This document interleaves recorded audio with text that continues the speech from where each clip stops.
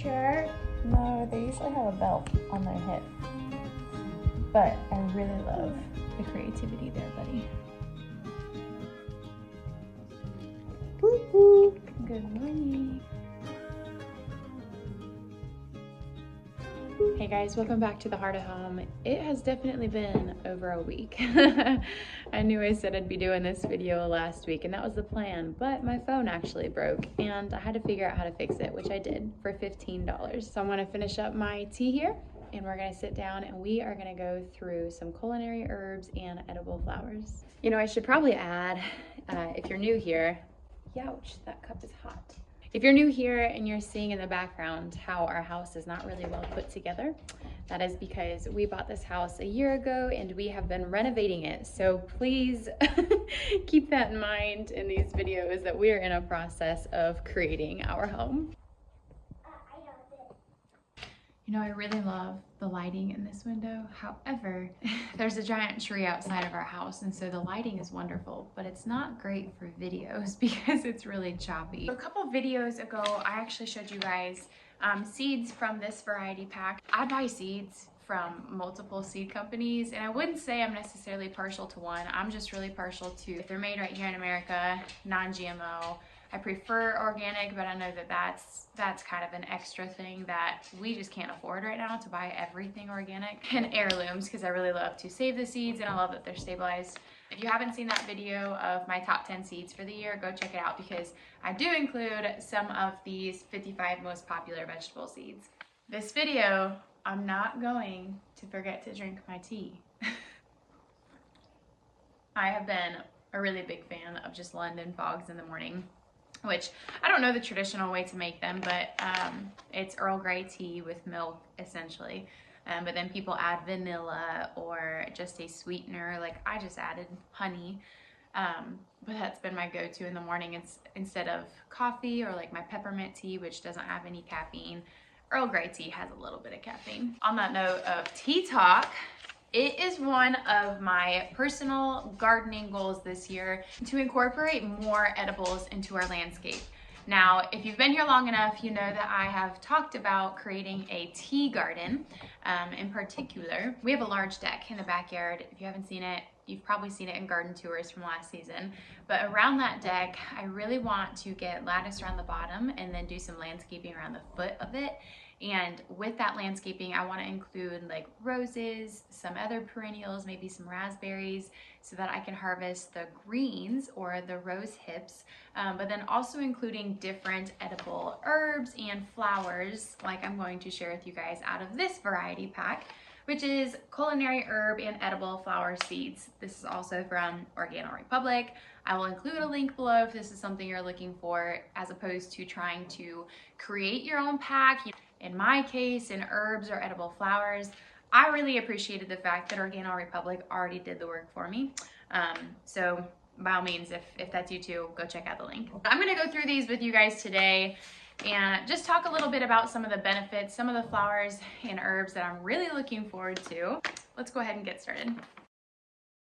So these bags that all these variety packs come in from Organic Republic, they're actually waterproof. They are perfect for storing your seeds in. They're gonna keep the pests out. They're gonna keep the temperature pretty well regulated. Water, it's all gonna stay out. They're resealable, which I really appreciate as well. However, personally, I'm not gonna use these bags because I ordered one of these photo containers from Amazon, and then my friend Summer gave me one of these. So I have plenty of space to store things in. I don't even know like where to get started on this. On the bottom of this, you're gonna see all of the plants and the seeds are listed out here. It also goes to show how much each seed packet weighs by grams as well. Gosh, they're falling apart. There's some plants I never even thought of growing in here, but because they were part of the variety pack, I thought, well, why not? Maybe I'll give it a try.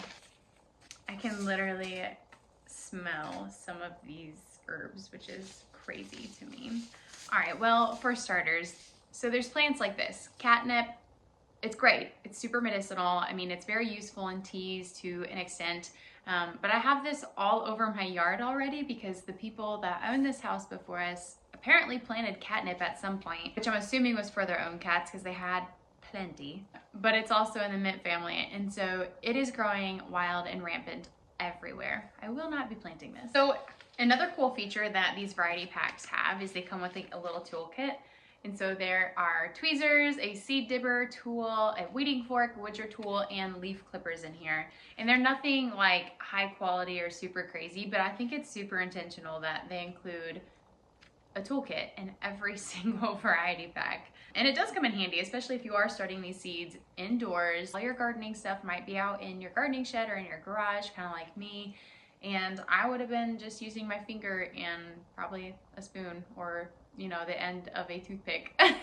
but now I have these tools, so I will actually be using these. So we've got two different things in this variety pack. We have edible flowers and culinary herbs, which are just edible herbs. So let me just fly through some of these herbs for you guys first. I noticed that there were 3 different kinds of basils in this pack. There's Italian basil, purple basil, and Thai basil. Basil, believe it or not, comes in a variety of different colors and tastes and textures. I am really entranced by plants that go against the tradition of green plants. And so this purple basil, I am actually really looking forward to. I know I also have some other basil plants from other seed companies as well, so I'm probably just gonna create a cluster of these and just let them all grow together. I really enjoy making basil tea in the summer. It helps me stay cool. I also really love using it in traditional dishes that are like tomato-based pastas, in soups. I mean, basil I feel like can be used for so many things. Okay, so I've got 2 plants here as well. So they have a lot of the traditional, oh hey, and lemon basil. There's 4 basil plants in here.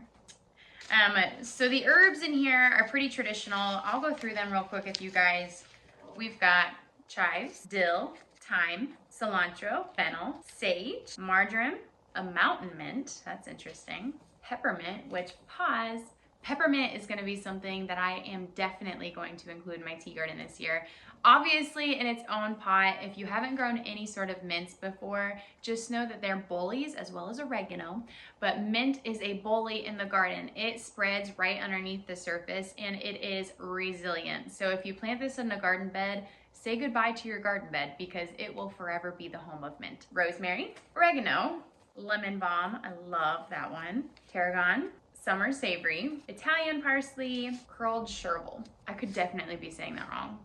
To be honest, I've never heard of this. I've heard of a curled leaf parsley, so I wonder if that is, they don't seem to be in the same family, so I'm not sure. I'm interested in this. So those are all of the edible herbs that were in just this variety pack. I'm obviously going to be growing a bunch of other herbs. I actually found an orange mint last year at the farmer's market, which was so good. It was so good added to teas and lemonades. It was delicious. I actually have some dried that I include in some of my loose leaf teas. And I also had a, I want to say it was a pineapple oregano. It was something citrusy, and it's one of the oreganos. And of course, like any good gardener, I didn't label any of the dried herbs that I dried because I thought I'll be able to identify it and remember it, and here I am not remembering it. So the part of this variety pack that I was very excited about were the flowers. So I don't know if it was just me growing up as a kid, and even just as a later adolescent and young adult, I didn't realize that so many flowers are actually edible and no one's talking about it. The one that really blew my mind when I learned was echinacea. This plant, you've probably seen it, a cone-shaped flower. My neighbor growing up, she used to have the biggest echinaceas in her yard, and her landscape was just beautiful. And by no means was she a gardener. She just loved flowers. And so now I'm wondering, did she know that they were edible? Like maybe she just didn't like tea or herbal anything. I don't know. I have no idea. But as a kid, if I had known that, I'd been picking these things out of her yard. So it's probably a good thing that I didn't. So before I go on sharing with you guys about the flowers, I want to share with you a book that's been super helpful for me. I found this when in Franklin, Tennessee with my friend Jenna at a secondhand bookstore. I can't remember the name of for the life of me. Got this super cheap. This is called Backyard Pharmacy, Plants and Medicine by Elizabeth Millard. I'll see if it's on Amazon. I'll include a link below as well. I'll try to find it online for you guys. But this book really breaks down a bunch of different herbs and flowers. And hey, looky there, right there on the first page, we've got our beautiful coneflowers, which are echinacea.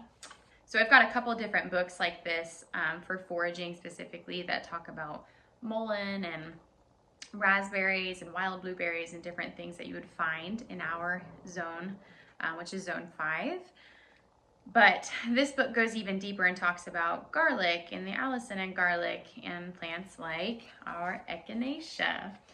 So it talks about the harvest, it talks about how to plant it, what kind of areas it thrives in, different varieties, and then it talks about immune functions, how it helps with cold symptoms, talks more about the plant, and just has beautiful pictures, how to store it, how to harvest it. It's probably the #1 plant I'm most excited to start this year. The thing that I really love about plants like echinacea as well is you can let them bloom and be beautiful in your yard, and you can let them naturally dry out. You don't have to pick these flowers as soon as they have bloomed. I mean, you can, they're younger and they're tender, but plants like echinacea and plants that you harvest for teas specifically, you can leave and enjoy there for a little while. You don't have to cut them off right away. So I think that's something that scared me away from planting more edible flowers is like growing a tomato plant's beautiful, but once the tomatoes are red, we just know in our noggin to harvest it and to enjoy them. Whereas flowers, all of us have probably grown up and just seen the flower beds bloom, and we've enjoyed them until they were brown and falling over. And so I think there's just this mindset of like, don't pick that, don't pick that, don't pick that, which is why I would struggle to be a flower farmer, because I just want them to stay on the plant and to be beautiful from outside my window all year round, but that's just not the case when you're harvesting them.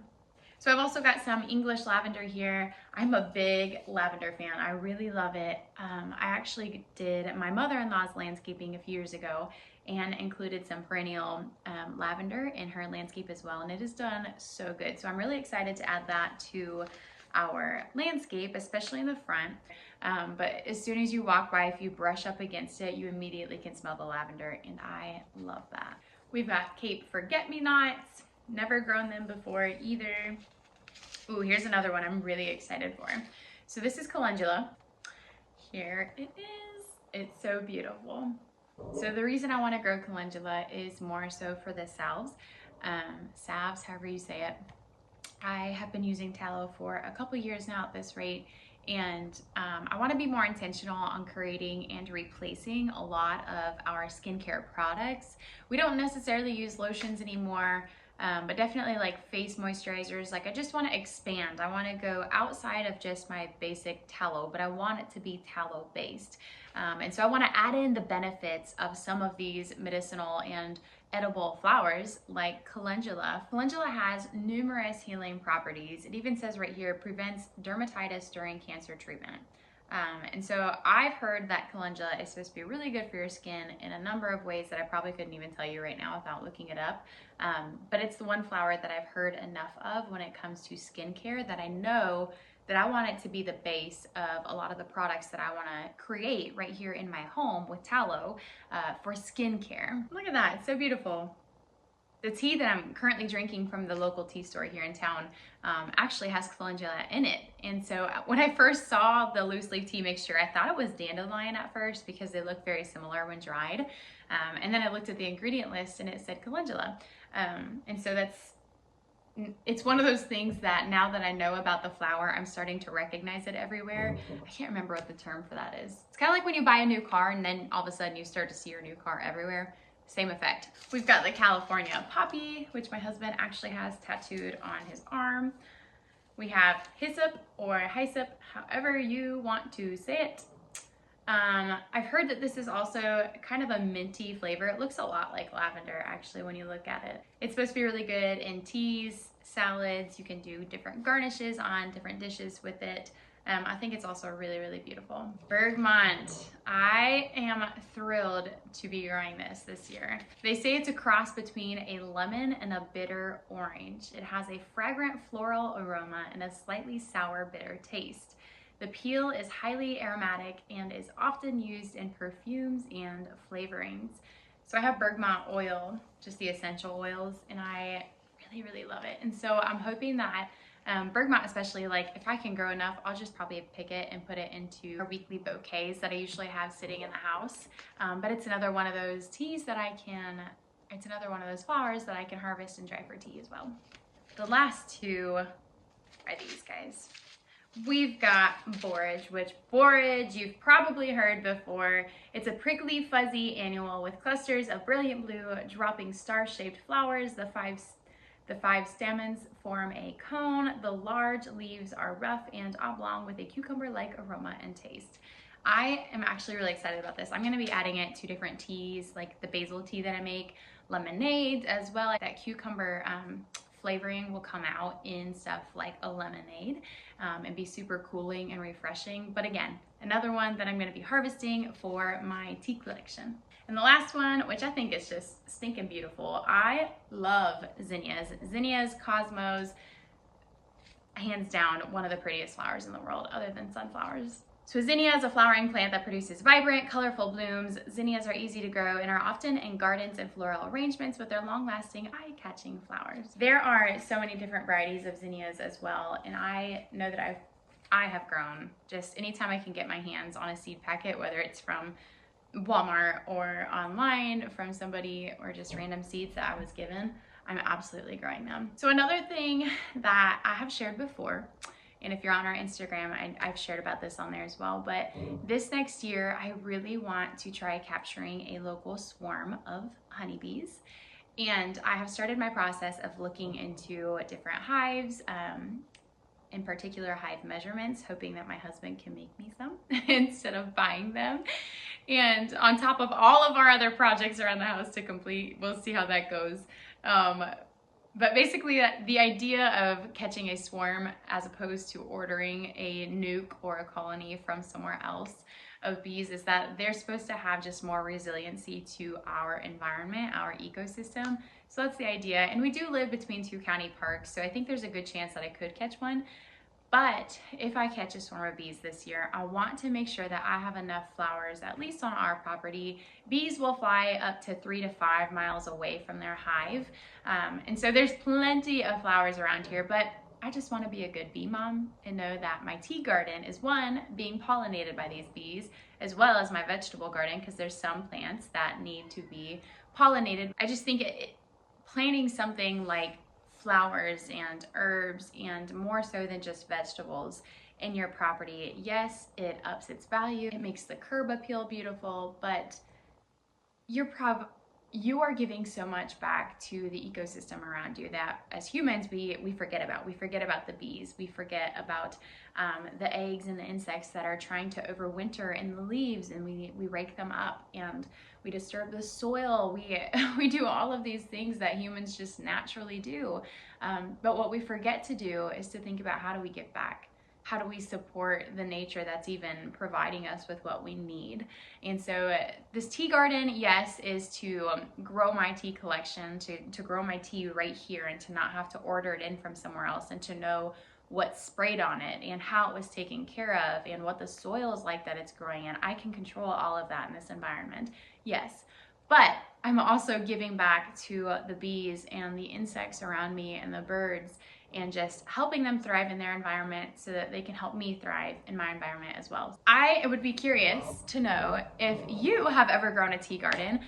Perhaps you just grow a few of these herbs or these flowers, and if that is the case, Please let me know below if you've grown any of these, or if there's one that I need to go find online to add to my tea garden collection. But until then, I hope this video was helpful for you guys. Again, check out Organo Republic. Their variety packs are unbeatable. I have not found anything like them before, and they're totally worth the money. So, I mean, there's thousands and thousands and thousands of seeds in those variety packs. So just go check them out. But until then, stay tuned for the progress on the tea garden. I will catch you guys in the next video. Thanks for hanging out.